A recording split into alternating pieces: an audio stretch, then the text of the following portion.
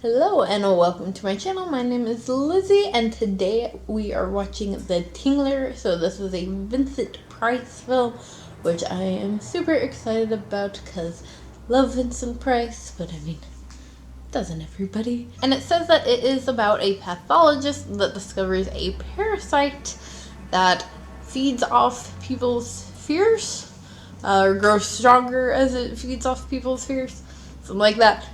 So it sounds very, very interesting. Sounds awesome, actually. Things like that where it's feeding off people's fears, kind of like it does. I enjoy those kinds of things. I think in part due to the fact that, I was a very scared child, prior to getting into horror. So stuff like that is, really scary, things that feed off your fear, because I grew up with a lot of them. So yeah, I'm excited to watch this one. I'm actually watching it on an app called Hoopla. Hoopla. Un momento, por favor. Yeah, it's called Hoopla, and it's like a library streaming app, basically. It's connected to your library, so all you need is obviously email address, password, that stuff, and then your library card. And if you don't have a library card, I highly suggest getting one. In fact, I actually just signed up at the library by suggestion of Vicky from Nightmare Maven. She was talking about trying to find a movie, and she was saying you should definitely check your library. I was like, right. So definitely, sign up for your local library. It's free. Keep the library alive. Anyway, yeah, I'm excited to try out this app for the first time. No promo or nothing like that. I'm just excited to give it a try and see how I like this film as well. So I will let you know my thoughts.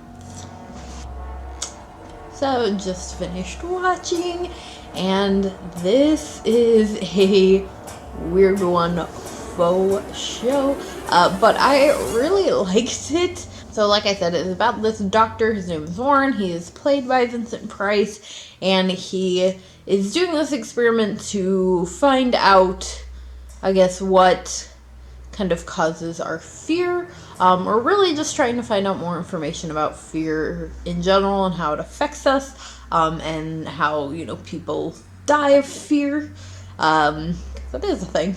Our brains are quite powerful, but in this film, it's done as if there is this parasite that's living inside all of us that grows with your fear, but once somebody is able to scream or release that fear in some way, the parasite doesn't die, but it, dims down, just settles back into the body. But if somebody is unable to release that fear, the parasite basically can continues to grow in the body and goes up the spine of the person, and that can cause them to faint or even die of fear. And there is a woman in the film that is mute deaf, and she's the wife of a man named Ollie that Warren meets after her brother-in-law actually dies. He is put to death via electric chair due to murdering two women. And so that's how these two characters meet. And of course, Warren then meets Ollie's wife, and it gets definitely real weird. You have at one point, I'm gonna get kind of into spoilers, so spoiler warning. At one, Warren's character really has a bit of a Frankenstein syndrome, as I'll call it, where basically he's just so set on his scientific experiments that he's really willing to do anything, including injecting this poor woman with this fear serum which basically like causes people to hallucinate, but they envision their fears.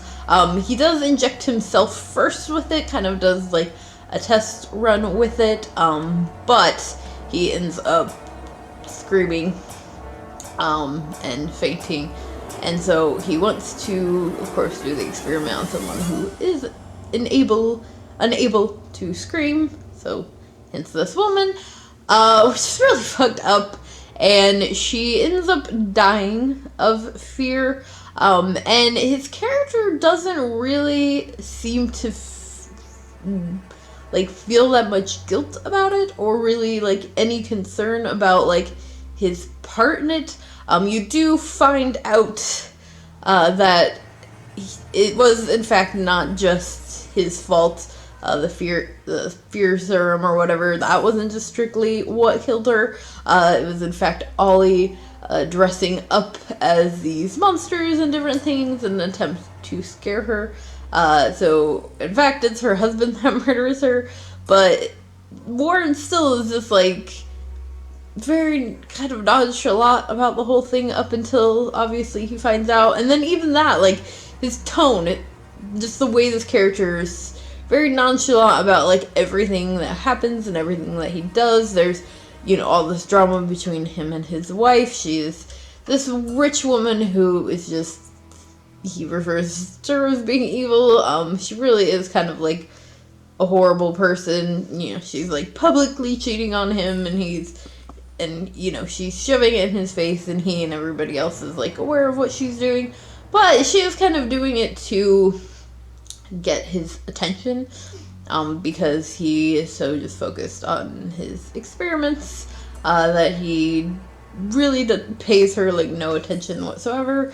And then but yeah, so there's like all this, there's some drama thrown into this film, but it definitely keeps the whole thing very entertaining, and I really liked it. I think it's a really good film. The Tingler bit is a bit kind of goofy, I will say, especially the Tingler thing itself, but it is kind of this idea that like there is this like naturalness, there's like this natural fear in all of us, and that's kind of okay. It's kind of the moral of the story, I guess, because he even like Warren even decides that he's not gonna do anything with the Tingler. He's not gonna, you know, write about it. He's not gonna post anything, any scientific journals, because he knows that it's just something that we have inside of all of us, and there's no point in revealing it and, you know, freaking people out over this thing that generally is harmless, except for, you know, some cases if you're unable to release that fear, which I think is really cool, and it kind of is almost a really good argument for watching horror films, or really participating in anything that can cause like that adrenaline rush, or that fears that like sometimes you just gotta like release that, and that's okay. But it's a really good one. If you have not seen it, I highly suggest it. This one was a strictly black and white film, but there was a couple of parts where there's some blood and it's red, and I thought that was really cool that they did that. Put like, you know, kept the film black and white, but had those like moments of pop of color, which I think made a good impact, and it's probably the point. But if you have seen this film, let me know what you think about it in the comments below. If you did enjoy this review, please do give a big old thumbs up, and make sure that you hit that subscribe button for horror related content. I'll see you again tomorrow with another video. Bye.